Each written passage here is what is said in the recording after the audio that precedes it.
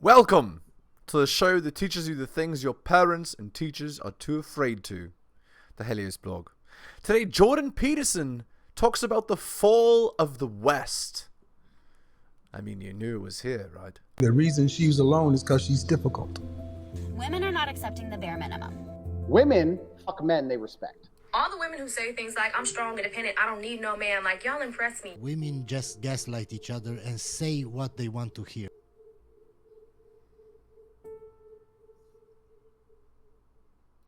Quite avidly, particularly on Twitter, and so called Restoration. And so do you want to tell us how that came to be and what it is and what you're hoping to accomplish with it? Well, restoration, I think the word says it. It is, my mission is to restore our institutions that you and I love to their original missions, ideas, our culture, the origins and history of our culture, institutions like the family, schools, the university, democratic institutions, what political parties are supposed to do, what our governments are supposed to do, what they're not supposed to do. And then discourse. A lot of us have been talking quite a bit about freedom of speech. And Yeah, what's that in 2024? If you don't hide your face, you're getting fired. Institutions that protect freedom of speech, the free press, all of these have been, in my view, they've been subverted. There's been an effort to subvert our institutions. And we're in a place now where we cannot communicate with people we disagree with or we have a different perspective from without immediately seeing an enemy status in them. And I think the first and most important thing to do is to bring back that civic discourse. When I came to Europe in 1992, and over the course of the first 10 years of my residence there, conversations between people who disagree with one another were seen as what defined Europe and what defined the West and what made it different from other places.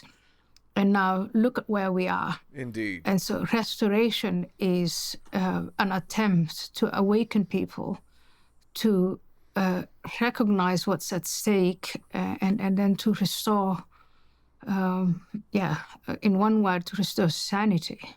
Okay, Indeed. so you brought up a lot of points there, and I want to delve into them one by one. I guess I'll start with an overarching question and then drill in a little bit. Do you find yourself surprised to have developed the beliefs that you have developed? I mean, in your description of your project, you pointed to the dissolution of civic discourse, the threat to democratic institutions, the threat to our culture, the collapse of freedom of speech. And those are all of those are serious charges, right? Especially, let's say, the observation of subversion. And it's difficult to, it's easy for the apprehension of something like subversion to be tossed into the conspiracy theorist bin. Let's say that. I mean, and the things that you've been writing about in Restoration and pointing to, they're quite dramatic. And so let's do two things. The first is, why don't you talk a bit more about what you mean by subversion, where that might be stemming from, right? Because that's a mysterious question. And then also address the issue of whether or not you find yourself surprised to be in the position that you're in, having to say the sorts of things, let's say, that you're saying to me now. So let's start with subversion. The opening essay in Subversion, the bulletin, so my platform on Substack, has to do with, I start by describing the fact that many of us feel that something is off. Indeed. And that, like in the parable of the Buddhists, we're all trying to figure out what is it that is off. So we're all these blind people, we're touching different parts of the elephant, and we're trying to figure out what this whole is. When I look at these, take any list, I'm in the academic world, and I see what has happened to academia from the time I came as a student in 1995 in the University of Leiden to my present role at Stanford. And there is just this... Finally, somebody's speaking about dumb crap happening on university campuses. Brainwash school. Churning out of very expensive, useless degrees in gender and race and you name it. That's the universities. K-12, there is this crisis that I see because I'm a parent. Parents around me homeschooling their children, going from A to B, just completely confused about what is it that's going on with our education systems. They're on the brink of collapse. Indeed. There are these statements that are contrary to reality, that there is an endless number of genders. There's this whole, what seemed like in, 10, 15 years ago when I first heard about terms like intersectionality and oppressor and oppressed and all the rest of it, it just seemed like some, to me, juvenile, intellectual mishmash, nonsensical, the sort of things that first year freshmen students dabble in, and then they grow up and they grow out of it. And then along comes 2020, and we have that incident with George Floyd in the United States of America. And what then happens is what I only can describe as a revolution, because we went full on with the defund the police, let's abolish SATs and other standardized tests. Mathematics is racist. Everything is racist. And this demolition, clearly demolition of ideas and institutions of like the family, education. And I'm looking at this and I'm thinking, this is familiar. And let's pay attention to the people who are leading the charge in these projects to destroy the structures and the institutions that have served us so well. And on the one hand, you have this identity politics, cultural Marxists that have developed these elaborate theories that they call critical theories. And it's not a conspiracy theory, Jordan. They state it as clearly as possible that they want to bring down, they point to all of these injustices and they say the answer to all of this is to bring down these structures and destroy them. And then on the other hand, I see the Islamists, and the Islamists have never really been dishonest. It was always in your face, but they first tried many years to bring down our system through terror and terrorist plots and relentless terrorist attempts. And they failed at that. We are militarily and economically and technologically superior to them. And so obviously they went down the path of dawah, which is a religious subversion, which is, it has a much longer timeline. And then, of course, you look at the CCP and Putin, and these are external adversaries, and they're looking at what's going on our soil domestically, and they would be stupid not to take advantage of that. So as I try to look into and analyze, again, think of me as one of the blind men touching the elephant, is to say, where have we seen this before? Now, communist attempts at subverting the West are as old as communism. They're as old as, the times of the Bolsheviks and Lenin and all the various Marxists. And when the Soviet Union was established, they had programs to subvert us, and it was mutual. We had programs to subvert them. So when you listen, I quote Yuri Bezmenov at length, where he describes their length. You just listen to him and the institutions that he describes and the intended effects of that kind of subversion, and it's right before your eyes. You don't really need a conspiracy theorist for that. The Islamists, it's the same. So there you go. The attempted crumbling of the foundation of the West. And now you know why they're so into Sneeko being on their side, right? Same thing. What's interesting about all of this is to see this collusion between the Islamists and the neo-Marxists or cultural Marxists, what is called the unholy green-red alliance. Some people describe it as the watermelon, and you think, okay, where is this going? Queers for Palestine looks nice in Colombia on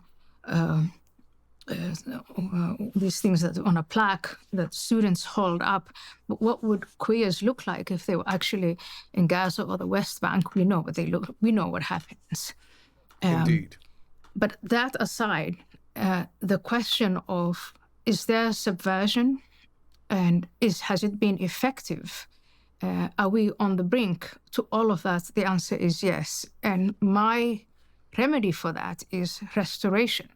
Recognize the institutions, the ideas, it's our elites, and then we have to come together and restore this. And so not together in these empty sort of platitudinous ways, but to say what made us different as Western societies is that we used to disagree, and actually we used to think it was fun to disagree. The other day I had a debate with, but I didn't think of it as a debate. I thought it was a lovely conversation with Richard Dawkins, where, we live in a world where a lot of people who watched that discussion, their takeaway was not, oh, how interesting.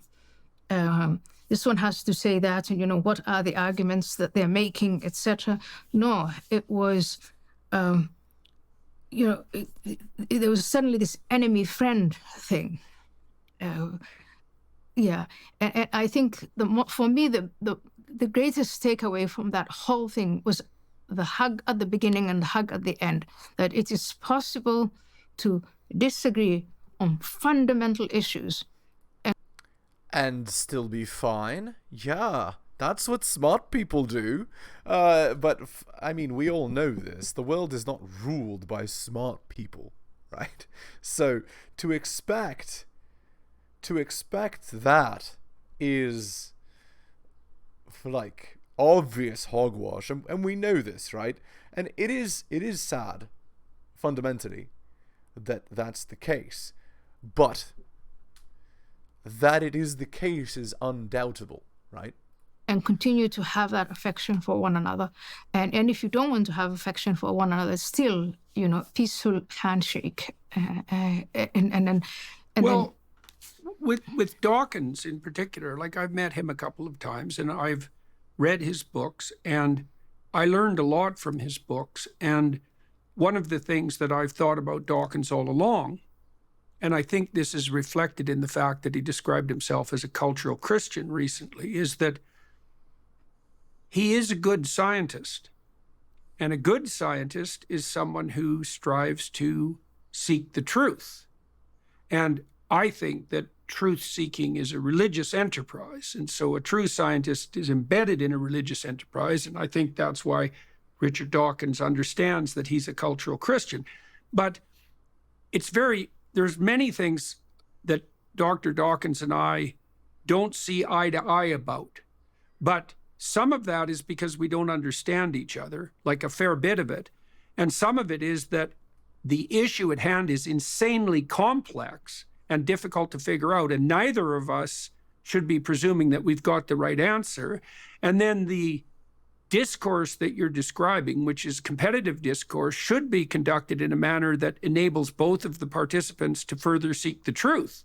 And then you actually want that enmity, so to speak. You want the person you're talking to come at you with ideas that you haven't heard and positions that you haven't thought through, because in principle, they move you closer to the truth. And so hypothetically, Dr. Dawkins and I will be speaking at some time in in the next few months. We're trying to arrange that now. And I'm really looking forward to it because I think that we can talk, because I think that he's trying to pursue the truth. And I found the same thing with Sam Harris. And I recently spoke to Dan Dennett, which went very well. I managed to speak to him in a few short weeks before his demise. And we had a very productive conversation. And you want conversations between people who don't hold the same viewpoint if they're reliable people, because that's where the real thinking takes place. Indeed. And so for me, what you just described was the defining feature of Western civilization. I was born in Somalia, and I lived in Saudi Arabia, and I lived in Kenya, and I lived in Ethiopia, and then I landed in the Netherlands in 1992. And there were so many differences between the world, the non-Western world I grew up in, and the Western world that I came to. But the one thing that I would say was really different, and was this, that you can't really have these radically different views. You can be religious, you can be atheist, you can be pro-market, you can be anti-market. You can, in fact, in the streets of America, shout the most anti-American things, even burn the American flag, that is protected. That for me was, wow. And when I say, let's talk about restoration, I'm now seeing a breakdown of that, a near collapse. Yeah, near collapse, exactly. What is freedom of speech? What is telling the truth? What is caring about, like, reality? What is any of that? Well, nobody gives a damn about any of that. You know, it's just F the police and F the system and la la la. But what would you then replace the system with?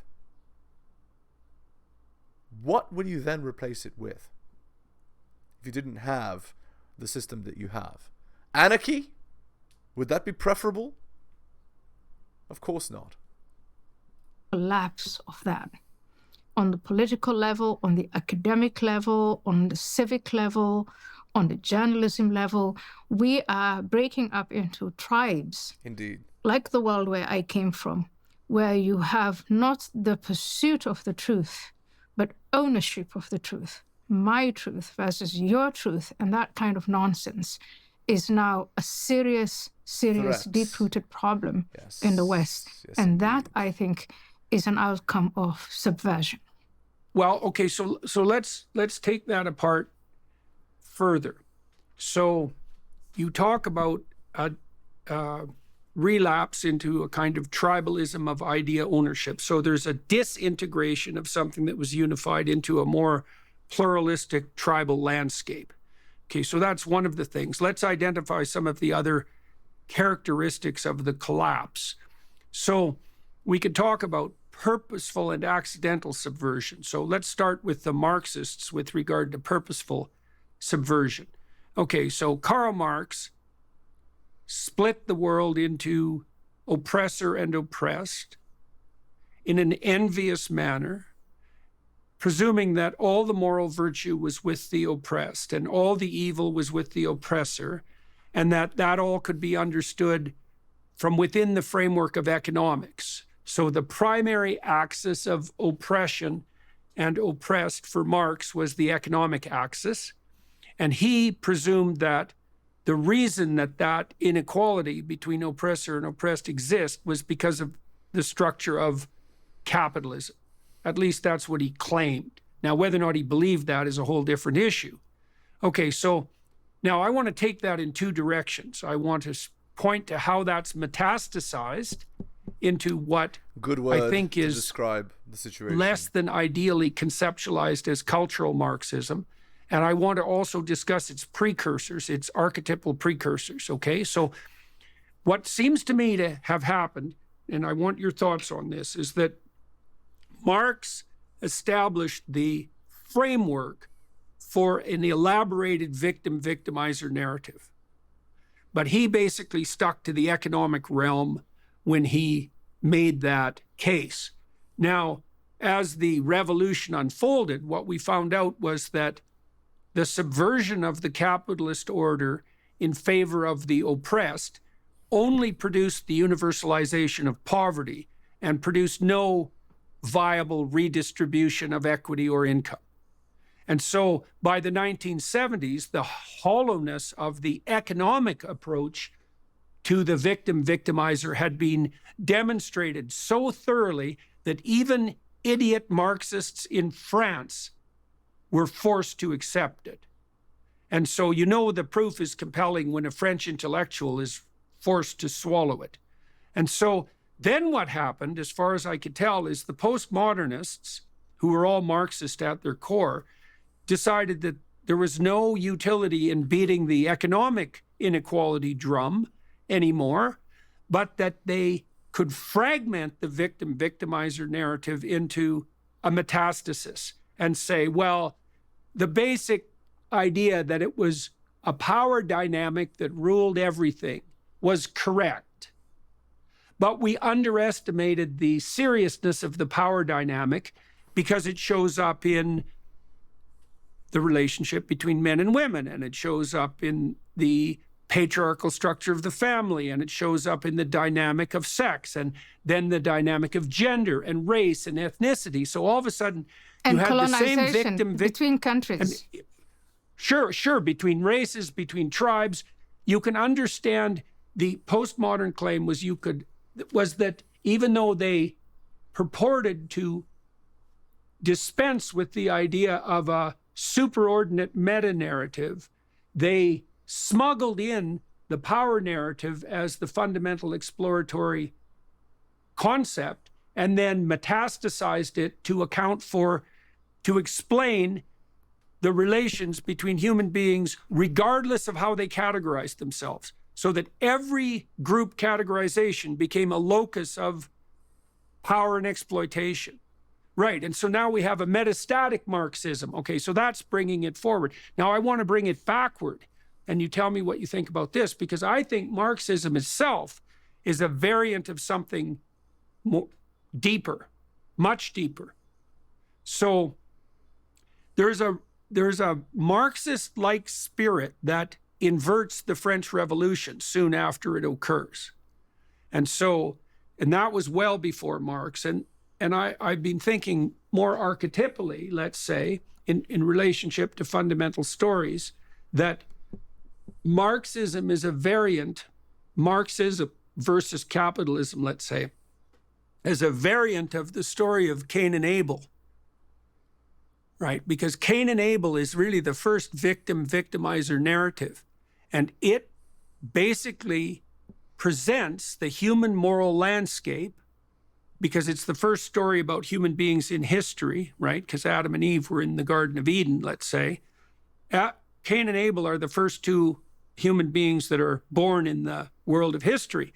And they develop modes of being that are antithetical to one another, with Cain being the oppressed, angry, bitter, malevolent, murderous, and then genocidal victim, and Abel being the successful, right? The successful individual who strives forward, aims up, and makes the proper sacrifices. Now, that's presented in the biblical corpus as the fundamental spiritual division, and Cain's failure to make the proper offering, and then his rebellion against God. Like, there's a Luciferian touch to that, and it's definitely something that attracted Marx, because Marx was a admirer of Mephistopheles, of Goethe's Mephistopheles, and Mephistopheles was the variant of the usurping spirit whose motivation was nothing but destruction. You know, you talked about the attack on all the levels of subsidiary society simultaneously, right? I mean, the Marxists definitely planned that. We can't have marriage because men and women are in a power battle. We can't have families because the family is a patriarchal, oppressive institution. We can't have communities because all power should be ceded to the state, etc. But it seems to me that all of that has that roots in that fundamental antagonism that's laid out initially in the story of Cain and Abel. And what we are seeing is We're seeing variants of that story play out, and also at an accelerated rate because of the rate of technological change. So I've been thinking about those things a lot. That's what I've been lecturing about on this last tour. And in part, that's what my new book is about. So I'm curious about your reaction, first of all, to the idea of a metastasizing Marxism, and then to the idea that Marxism itself is a variant of it's a retelling of a more fundamental story. So fascinating, and I'm glad you're doing this. Okay, so my two reactions then, just as I was listening to you, one thing that has occurred to me is Marx and his work and his legacy and what we've done with it. So, you know this history better than I do, but the reaction he was hoping for, he had created a new religion, Marxism. Indeed. It failed because... people are not perfect. And you assume that people should be for your system to work. That's why. All right. Let's end the video there. Hit the like, hit the sub, hit all notifications, drop me a donation. Like Hunter M, Adrian R, Tom M, Bobby, Dylan, Russell, Brian, Andrew, and Alan. Shout outs to you, most recent purchaser of Strategist Guide to Seduction. Thank you. Go buy my books at bit.ly/heliosbooks. If you'd like early access content, it's available on my Patreon. That's patreon.com/theheliosblog. And if you'd like good advice, well, of course, I can give it. It is on my email. You just send me an email and I'll slot you right into my coaching services. That's at theheliosblog@gmail.com. Thank you so much for listening, guys, especially if you listen to the end. I really do appreciate it. Take care of yourselves, and I'll see you next time.